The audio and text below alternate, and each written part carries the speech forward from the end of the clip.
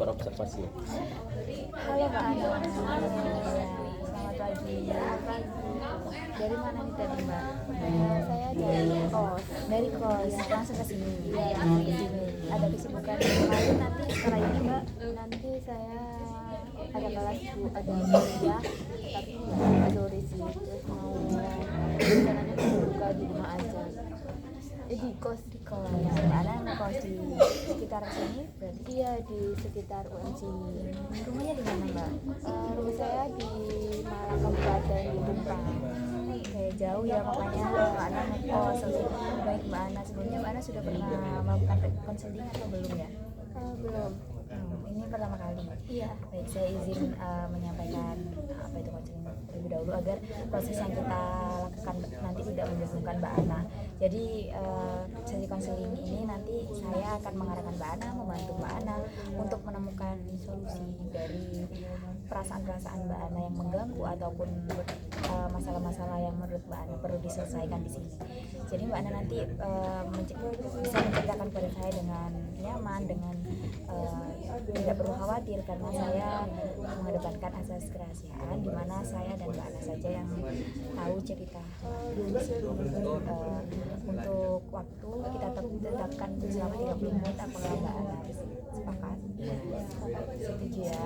30 menit ke depan kita akan membahas mungkin masalah-masalah Mbak Ana yang mengganggu Mbak Ana, perasaan-perasaan yang Mbak Ana. Mbak Ana sudah siap melaksanakan proses konselingnya? Sudah. Baik, silakan Mbak Ana menceritakan perasaan-perasaan yang mengganggu ataupun masalah-masalah yang ingin Mbak Ana ungkapkan kepada saya. Sebenarnya akhir-akhir ini itu saya merasa takut, tidak nyaman, kayak saya bukan tidak berada tidak menjadi diri saya sendiri. Baik, Anda tadi mengatakan bahwa Mbak Ana merasa tidak nyaman dan tidak merasa tidak menjadi dirinya sendiri. Boleh Mbak Ana ceritakan lebih lanjut bagaimana Mbak Ana merasa tidak nyaman itu seperti apa dan tidak menjadi diri Mbak Ana sendiri itu bagaimana? Sebelumnya saya mau jadi sedikit saya ini lahir dari keluarga yang cukup sehat, kayak kita bisa sharing, terus kita bisa pokoknya kita bisa saling berbagi. Itu yang menyebabkan saya menjadi seorang yang kepedulian saya itu tinggi gitu loh. Saya suka banget untuk menolong orang-orang di sekitar saya, terutama orang-orang yang saya sayangi, walaupun saya menolong itu ya hal-hal kecil gitu. Dan ada suatu waktu di mana ternyata badan saya itu dianggap sama seseorang adalah bentuk ancaman dari pokoknya dia merasa terancam atas badan saya gitu. Itu dia sampaikan di forum terbuka, dan itu saya merasa kaget akan hal itu. Setelah kejadian itu saya menjadi pribadi yang berbeda dari biasanya. Saya menjadi orang yang mencoba untuk tidak peduli dengan orang-orang di sekitar saya. Saya berusaha untuk cuek gitu, dan di situ sebenarnya saya merasa tidak nyaman karena itu kayak di hati saya kayak ada yang bilang nggak boleh, kamu nggak boleh seperti itu gitu. Tapi kalau saya lakukan itu saya takut orang-orang di sekitar saya itu malah merasa terganggu gitu. Kalau dulu saya ke orang-orang sekitar saya itu saya kayak misalnya kalau saya sudah menyelesaikan tugas gitu ya, saya tuh tanpa diminta saya langsung kayak ngirim ke grup supaya mereka bisa menjadikan itu bahan belajarnya gitu. Tapi kalau sekarang tuh saya walaupun ada teman saya yang tanya gitu, saya kayak jawab itu kayak langsung pelajari aja dulu kayak gitu. Saya kayak berusaha untuk tidak membantu gitu. Itu sangat mengganggu perasaan saya pada saat itu. Jadi saya merasa nggak nyaman, terus jadi saya juga jadi kalau dulu saya suka bercerita dan oversharing, kalau sekarang saya lebih suka memendam sendiri, termasuk ke orang tua saya. Jadi saya dulu kalau ke orang tua saya suka cerita-cerita, suka sharing, tapi sekarang saya kayak lebih banyak enggak, karena saya takut juga karena kalau ternyata respon orang-orang di sekitar saya itu beda. Kan menurut saya kalau melihat respon dari orang-orang di sekitar yang saya sayangi gitu, itu malah lebih menyakitkan gitu loh Bu. Jadi saya mendingan nggak usah kayak gitu aja. Oke, baik. Pada ininya Mbak Ana ini orangnya memang suka membantu dan lahir dari keluarga yang sehat. Namun Mbak Ana merasa kecewa karena salah satu orang ternyata tidak bantuan yang Mbak Ana berikan, ketulusan yang Mbak Ana berikan, merasa dihianati karena sesuatu yang mengecewakan Mbak Ana terlalu dalam, dan akhirnya itu mempengaruhi sikap Mbak Ana ke teman-teman Mbak Ana yang lainnya, seperti itu Mbak. Iya, jadi saya kalau mau membantu orang tuh saya langsung kepikiran, pokoknya kalau saya membantu pasti dia tidak suka, dia malah takut atau khawatir kalau di jabatannya malah kayak terancam gitu. Jadi saya nggak mau lagi kayak gitu. Jadi Mbak Ana sekarang sudah tidak mengurangi untuk membantu orang lain karena takut nanti akan disalahpahami atas bantuan Mbak Ana itu tadi. Boleh saya bertanya mengenai bagaimana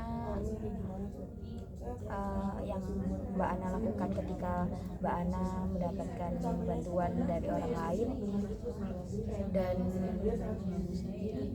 Mbak Ana meresponnya itu tidak sesuai dengan yang mereka harapkan. Apakah pernah begitu? Ketika saya mendapatkan bantuan gitu tapi tidak sesuai dengan yang saya inginkan.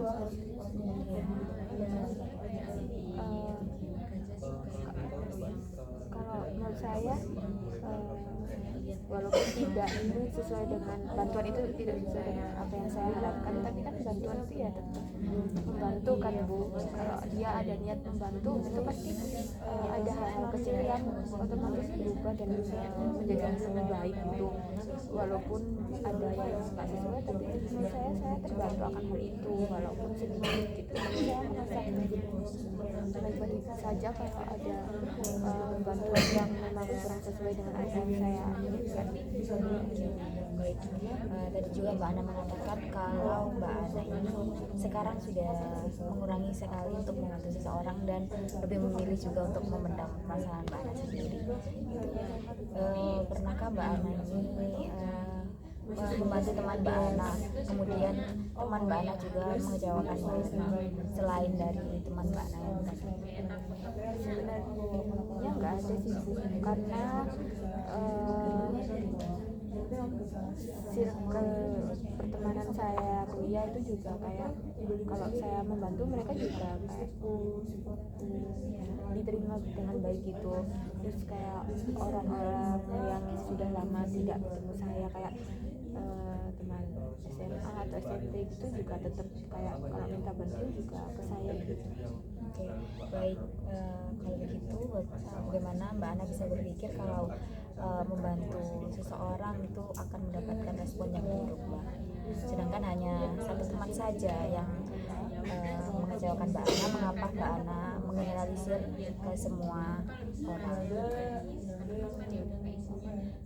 Iya, karena rasa takut aja Bu, takut kalau nanti responnya orang-orang di sekitar saya beda. Jadi ya saya menganggap hal itu menjadi patokan buat saya untuk bertindak selanjutnya gitu.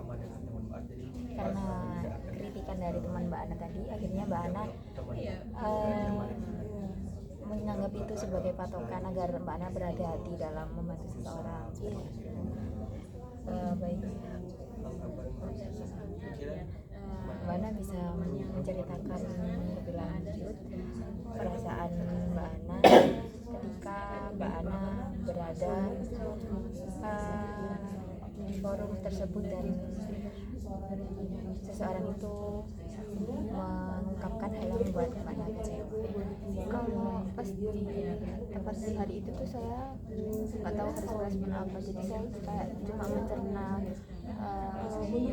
apa yang disampaikan. Tapi sampai itu kan setelah itu saya kan pulang ke Mampang kan, di perjalanan itu saya kayak sambil ngelamun sambil mikir ternyata niat baik saya kayak saya nggak pernah terpikirkan kalau akan menjadi sebuah ancaman gitu loh. Jadi saya kayak mikir sambil gimana ya, perasaannya tuh kayak mau nangis nggak bisa nangis gitu, tapi jadinya saya kecewa terus takut juga, tapi lebih banyak takut dan nggak nyamannya karena kan itu menjadikan saya berubah, pribadi saya jadi berubah gitu loh. Dan saya nggak nyaman akan hal itu, tapi saya harus memaksakan hal itu. Jadi waktu itu saya ya cuma bisa diem, nangis aja nggak bisa gitu loh. Dan sampai saat ini kalau saya ada masalah apapun walaupun nggak berkaitan dengan hal-hal itu, saya suka sedih, suka sakit, kayak di dada saya tuh kayak ada yang menghantam gitu, cuma nggak bisa nangis. Jika situasi tersebut Mbak ya terjadi di circle pertemanan Mbak Ana yang lain, seperti tadi yang Mbak Ana katakan di circle pertemanan di perkuliahan, ketika Mbak Ana membantu mereka, kemudian mereka juga mengatakan hal yang buruk juga untuk mengecewakan Mbak Ana, bagaimana respon Mbak Ana? Kalau sekarang saya masih mau membantu orang-orang dekat, ya terdekat saya walaupun nggak banyak. Tapi kalau hal itu akan terjadi lagi, mungkin saya tidak akan membantu sama sekali. Saya akan bodo amat gitu aja. Mbak Ana mengatakan bahwa nanti Mbak Ana akan bersikap acuh tak acuh ya, dan tidak mau membantu lagi teman Mbak Ana, tidak membantu tidak membantu di sini itu dalam artian seperti apa?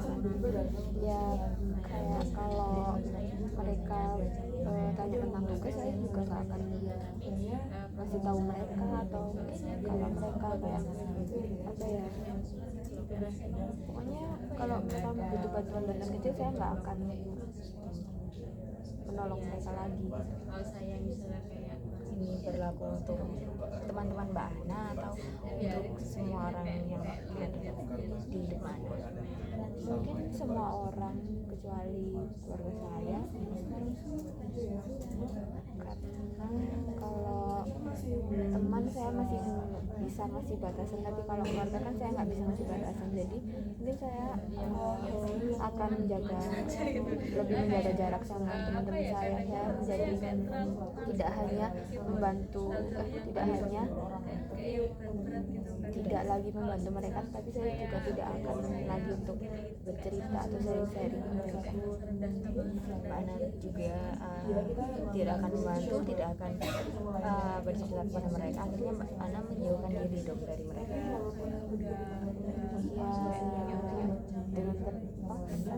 Oke, baik. Jika Mbak Ana tidak membantu seseorang, tidak ingin lagi membantu seseorang, bodo amat dengan seseorang, apakah itu membantu Mbak Ana atau malah membuat Mbak Ana semakin tertekan? Sebenarnya ya merasa tertekan karena itu bukan kepribadian saya, dan itu pasti akan menyulitkan saya untuk menjalankan aktivitas saya sehari-hari. Mbak Ana tadi mengatakan bahwa itu tidak sesuai dengan kepribadian Mbak Ana. Kalau boleh tahu kepribadian Mbak Ana ini Seperti apa, Mbak? Saya itu orangnya cukup ekstrovert, jadi saya bisa kenal dan akrab dengan orang-orang di sekitar saya gitu. Dan saya juga suka mendengarkan cerita-cerita dari orang-orang di sekitar saya, kayak kalau kamu mau cerita ke aku gak apa-apa banget gitu. Kayak saya tuh suka masih kayak motivasi kecil gitu loh. Tapi kalau itu membuat orang-orang terdekat saya merasa tidak jauh lebih baik, saya juga takut. Takut yang Mbak Ana artikan ini tadi, takut yang seperti apa, Mbak? Takut kalau ternyata solusi saya, terus bantuan saya ternyata tidak membantu mereka.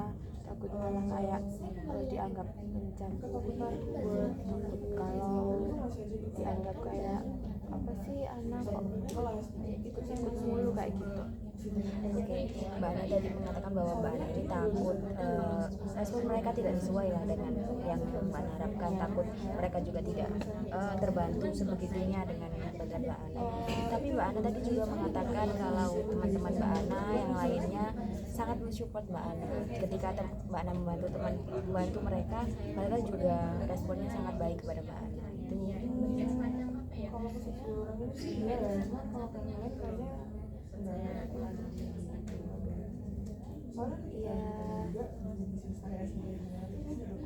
Iya, memang responnya tetap baik bu, tapi saya takut saja kalau tiba-tiba di suatu hari nanti mereka kayak punya pikiran seperti itu juga.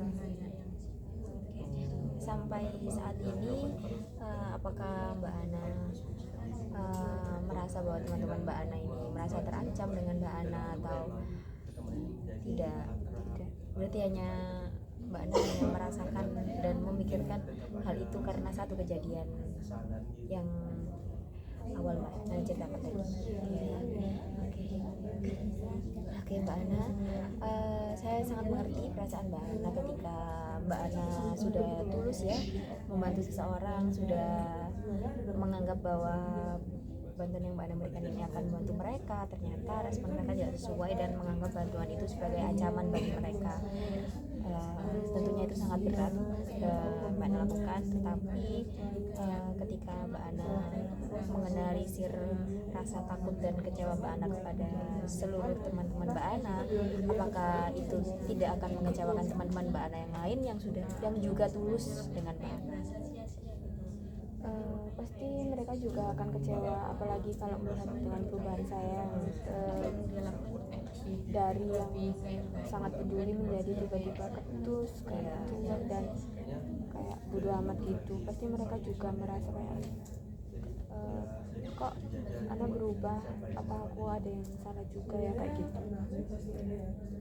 Oke Mbak, dari cerita Mbak Ana tadi, Mbak Ana mengatakan kalau Mbak Ana ini sebenarnya kurang nyaman jika tidak menjadi diri Mbak Ana sendiri. Maka apakah Mbak Ana tidak ingin untuk menjadi diri Mbak Ana sendiri dan berpikir positif untuk nyaman berada di sekitar teman-teman Mbak Ana yang mensupport Mbak Ana?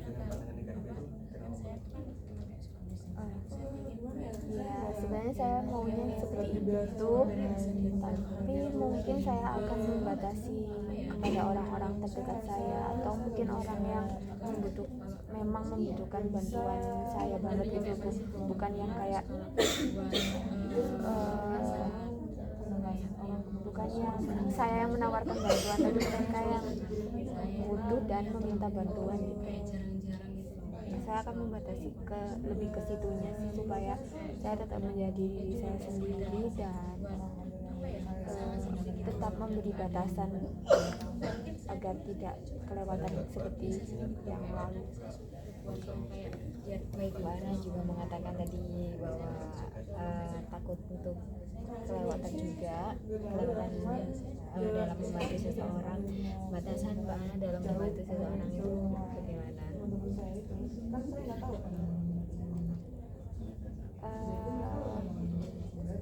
Ya mungkin kalau bantuan-bantuan kecil, terus yang seperti yang saya bilang tadi, kalau mereka yang meminta bantuan itu baru saya mau membantu gitu. Cuma saya nggak akan kayak datang terus kayak ini bisa tak selesaikan apa kamu mau tak bantu gitu, saya kayaknya nggak mau kayak gitu lagi. Nah itu menurut saya itu terlalu berlebihan juga kalau saya tiba-tiba datang ketika saya nggak dibutuhkan. Dalam artian lain, Mbak Ana ini menganggap bahwa diri Mbak Ana terlalu berlebihan dalam membantu seorang. Menurut saya iya, jadi saya juga terlalu ikut campur rupanya sampai membuat orang-orang di sekitar saya tidak nyaman.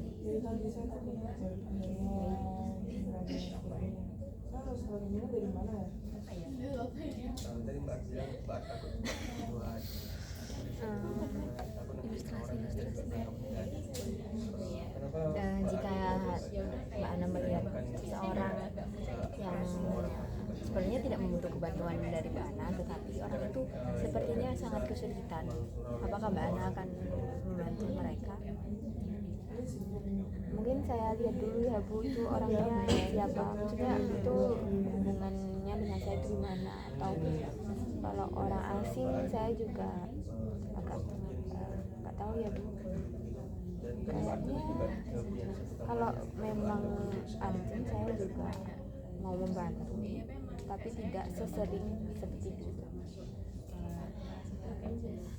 Baik, saya izin merangkum dari cerita yang Mbak Ana sampaikan kepada saya tadi. Mbak Ana ini mempunyai pengalaman yang buruk tentang bantuan Mbak Ana yang dikecewakan. Kemudian Mbak Ana menjadi bukan diri Mbak Ana sendiri dan membatasi diri Mbak Ana, membatasi bantuan-bantuan yang Mbak Ana berikan kepada seseorang. Kemudian Mbak Ana juga merasa bahwa bantuan-bantuan yang Mbak Ana berikan itu cukup berlebihan, dan akhirnya itu membuat Mbak Ana mengurangi bantuan itu ke orang-orang tertentu.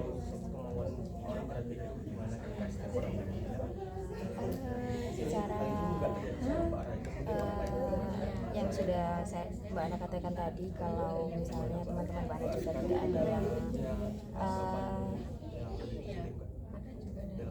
tidak ada yang menolak bantuan Mbak Ana, tidak ada yang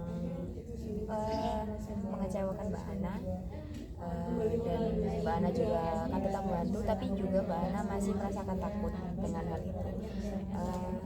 Ketika itu terjadi, apakah bisa dikatakan kalau Mbak Ana ini menjadi trust issue dan kurang percaya dengan teman-teman Mbak Ana? Iya, saya takut, saya tidak percaya. Saya kayak mikir kalau orang yang saya bantu dan yang menerima bantuan saya aja bisa seperti itu, apalagi orang-orang terdekat saya yang sudah tahu baik buruknya saya itu. Oke, baik. Berarti Mbak Ana ini menganggap orang-orang ini juga berpotensi untuk mengecewakan Mbak Ana. Iya.